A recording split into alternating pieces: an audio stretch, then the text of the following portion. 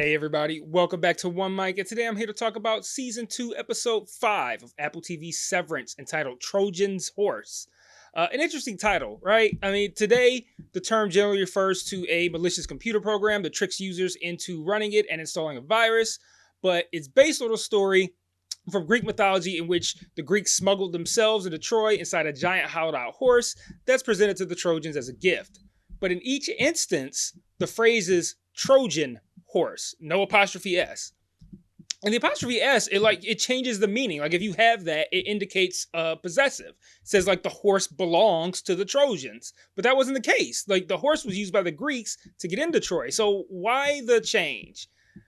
Maybe it's Occam's razor, and the simplest explanation is the correct one. Maybe Rickon just wants to make the literal distinction of, in this case, the Trojan's horse being of his own making, as opposed to the Trojan horse, which was used by a different party.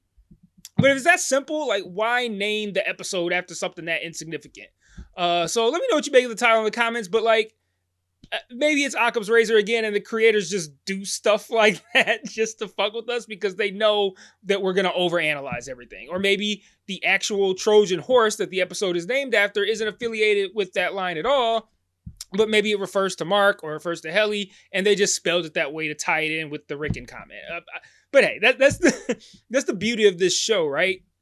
It just gets you thinking. And this was another great episode of a show that's continuing to do everything right. Like, I have one teeny tiny little quibble with this episode, but aside from that, the narrative continues to be compelling. The performances continue to be absolutely stellar. We're going to be talking about that in this video. And tensions are rising yet again, with so much of the season left, you can't help but be excited for what's in store. Hey everybody, I just want to take a small break from this review to talk about the various other ways you can engage with me on other platforms. If you're so inclined, and I understand why you wouldn't, I am an acquired taste, but you can join the Patreon where you can get extra content like retro reviews, where I review old shows and movies to see if they still hold up today. Mike's Musings, where I talk about shows I'm watching that I don't cover on the channel, or Mike's VOD, where you can commission me to watch a show, which I will then review on the channel. And if you want to engage with me and chat with me more directly, I also implore you to join the Discord and follow the Facebook page. I set up channels in the Discord for all of us to discuss the shows I'm reviewing on the channel, and I also drop new videos in there since it's the easiest platform for me to share to from my phone. The Facebook can be really fun because I sort of live comment on shows I'm watching, often while under the influence, I'm not going to lie. And I'll also share news there, both about television and film, and about myself as well. So if you like my content, you want to be more engaged, you think I'm charming, or you simply want to show support, feel free to sign up for the Patreon or join the Discord or Facebook today. Links to all platforms are in every video description. Remember to share all my shit to your respective social media platforms. And now back to this review. And I want to start by talking about my one minor quibble right away. I didn't like how they jumped back to the Audis being awake again. Like, I wanted to see how the Ortbo ended after the aftermath of the whole situation. And I feel like they avoided having to solve for the Irving of it all by just jumping ahead and having Milkshake just explain Irving's current status. At the same time, they did still deal with the aftermath because a lot of this episode was still fallout from the Ortbo. I feel like I sound like I said steal and not still. I don't want to sound like that. They did still deal. It's because it was still deal, and I probably made it steal deal. Still deal. Still deal. Okay. We have to remember how time works differently for the Innies too. Like, they could have instantly been shut down on the trip and not even awakened again until they got to work. I'm just saying, I was interested in seeing what happened right there on the Ortbo after what happened to Irving, and I was kind of disappointed that we didn't get to see that. But moving on, and we learned that Mark was told that his Audi fell off a rope. It's not a very imaginative story. And he now has Dr. Ragabi living with him, apparently, trying to further facilitate his reintegration by digging through his personal shit behind his back. But Helena is back in front of Drummond and Natalie, and they collectively decide that they will not be telling her father about what happened on the Ortbo, and they will be sending actual Heliar back to MDR. Mark S. is currently 81% done with Cold Harbor, which, according to Drummond later in the episode, is going to be one of the greatest moments in the history of the planet, and he won't do it without the actual Heliar there. Helena's understandably hesitant given that both Heliar and Irving did try to kill her. And also of note here is the way the board and Lumen view innies as like subhuman. They only exist to serve this purpose, and we'd be better off if we didn't see them as humans or treat them as such. And we hear similar language from Miss Wong later in the episode as well. And then, God bless the pacing of this show, right away, Heliar returns back to Lumen and MDR. Her, Mark, and Dylan, they all pressure Milkshake for an explanation of what happened at the Ortbo, and he cops to everything, like including Helena masquerading as Heli, and even being honest and telling an absolutely furious Dylan, who dropped a few F-bombs in this conversation, that Irving is not going to be returning. And then when they return to MDR, they return to like a 3-desk setup. Irving's picture is removed from, Irving himself is removed from the pictures. Just like, Milkshake said, it would be as if Irving never existed. Just him following through on that. Dylan wants a funeral for Irving, and Mark says as long as it's quick, which was a very jarring response from Mark and for me to hear. Like, I was legit taken aback. Like, where the fuck does this guy get off talking about some make it quick? But there's a lot of emotional damage coming out of the Ortbo. Dylan, he carries a lot of guilt over not helping Irving look into the hallway situation because he wanted to meet his outies family. And now Irving's gone, and now he feels like, I betrayed his last wish. And Mark, as Milkshake astutely pointed out in the elevator, he fucked Helly's outie. So there's that. And from that, Mark's entire world is really flipped upside down. For starters, Heliar and Helena have essentially blended together for him. Like, up until now, he thought he was with Heliar every step of the way.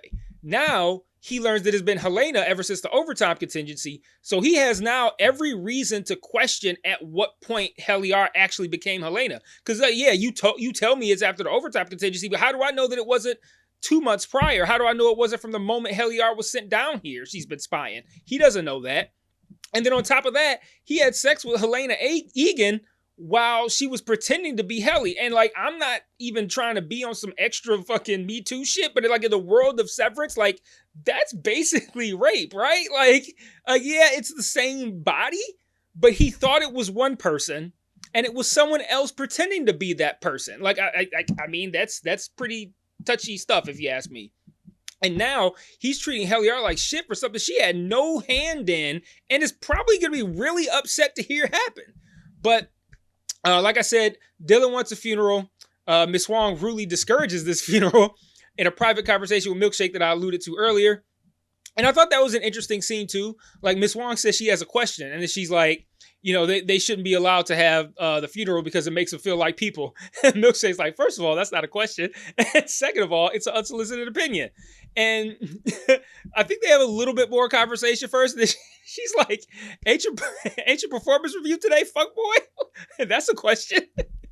And spoiler alert, performance review, it doesn't go all that well. He gets some props, but by and large, there are a lot of issues with Milkshake's performance. And could his poor decision making be causing Miss Wong to lose respect for him? Could these poor decisions be emboldening her? Like, does she even respect him in the first place? Like, is she maybe angling for his job? Like, all of those things are something to think about. But we do see that just like the younger people in today's real life world, they don't really want to, they push against authority. I mean, that's young people of every generation, though. And she clearly does not respect his authority, even though she does report to him, because she's now who he was in season 1, and he's now Cobell for season 2. So that level of he wasn't giving that level of disrespect to Miss Cobell. Why is he getting it from her? And now again, shout out to the pacing. Now we're at the funeral. It was legit like 3 scenes after Dylan asked for it, we're getting the funeral. I continue. I'm very pleased with the pacing this season. Dylan gives this nice little eulogy about Irving putting ink toner in his drinking water, and then they wheel in a watermelon in the shape of Irving's head. The No Malice Palace that you see at the bottom of the poster behind the watermelon head, that's gotta be from the head of Ben Stiller. Like, I know he's a big sports fan. I feel like he's been seen at like Knicks games, something like that, or Lakers games, whatever. Probably Lakers games. Well, I don't know. I can't say probably Lakers game. I don't know where he lives. But the fight between the Pistons and the Pacers that happened in 2004 was called the Malice at the Palace. So he has to be referencing that term, right? But the real moments of note are when Dylan reveals that Miss Casey is Mark's wife, a fact that only Helena knew and not Heliar, and when Dylan sees the Hang in There poster. First with Helly, she reacts to that information as Helly would react, and how Helena didn't react when she found out about it. And that wasn't enough to convince Mark that was Helly, but it was enough to convince me. Secondly, Dylan sees the Hang in There poster, and he remembers that these were Irving's last words to him at the Ortbo, and he searches the painting, and he finds directions to the export hallway. I paused it here. A lot of turn right, turn left, that kind of stuff, just to remind you how complicated the hallway situation is at Lumen. Also of note, we presumably saw the export hallway in the opening scene of the episode, with O&D giving what looked like dental tools to some person to take down the hallway.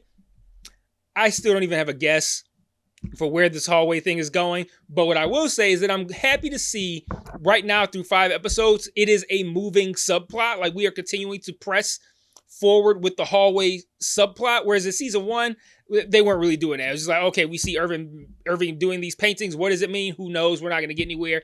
The Irving had the flashes of blackness or whatever, the paint dripping on the, but it was just weird shit, but like no real movement in figuring out what was going on. We're getting movement now, so I'm happy with that. Moving on to Milkshake, he had his performance review. Like I said, didn't go great. Just prior to the review, he pulls Natalie aside in the hallway, and he asks her how she felt about what she received, the blackface paintings. And she, again, says like 17 different things with her face, and then just says, Mr. Drummond is waiting. And I want to take this opportunity to talk about the acting this season. Like, Britt Lauer has been amazing. She's played Heliar, Helena Egan, and Helena Egan pretending to be Heliar. And all 3 of them feel like distinct individuals. That is amazing. Like, just noodle on that for a minute. And just think about the kind of performance and the subtlety that you have to bring to that to have these distinctions between 3 people who are pretty much the same person. Then you got John Turturro's amazing performance at the end of the last episode. Adam Scott is now having to play a guy with 2 sets of merging memories. And now you've got Natalie conveying complicated emotion through 18 different facial expressions with no words. Like, it's really a sight to behold watching all of these actors just show the fuck out. But back to Milkshake. Performance review for the 3rd time. I'm saying this. I haven't talked about performance review yet, but I'm going to say for the 3rd time that doesn't go well.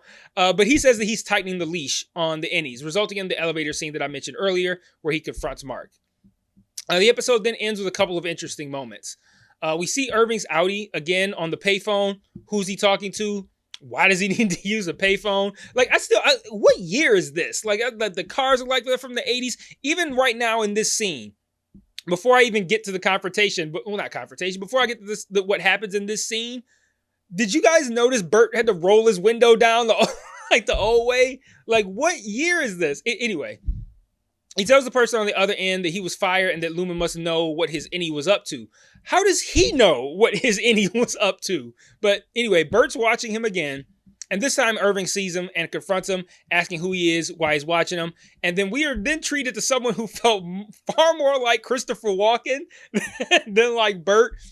And again, I love these distinctions between the Audis and the innies. Like, you could always tell a difference. Like, you could tell the difference between Audi Irving and innie Irving.